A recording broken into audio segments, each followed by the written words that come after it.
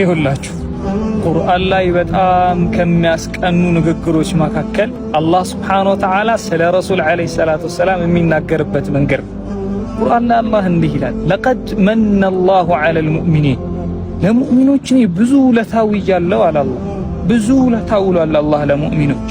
ወኢን ተዑዱ ኒዕመተላህ ላ ትሕሱሃ እንደው ብትቆጥሩት የማትጨርሱትን ውለታ ውዬላችኋለሁ። ግን አለ ከውለታዎች ሁሉ ትልቁ ውለታዬ ማለት ኢዝ በዐሰ ፊህም ረሱለን ሚን አንፉሲሂም ከነፍሶቻቸው የሆነ እንደነሱ የሰው ዘር የሰው ልጅ የሆነን መልእክተኛ በላክንላችሁ ጊዜ ትልቁን ውለታ ዋልኳል።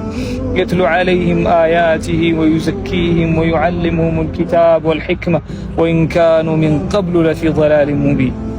ረሱል ዓለይሂ ሰላቱ ወሰላም ማለት አላህ ለሙእሚኖች የኔ ውለታ ናቸው።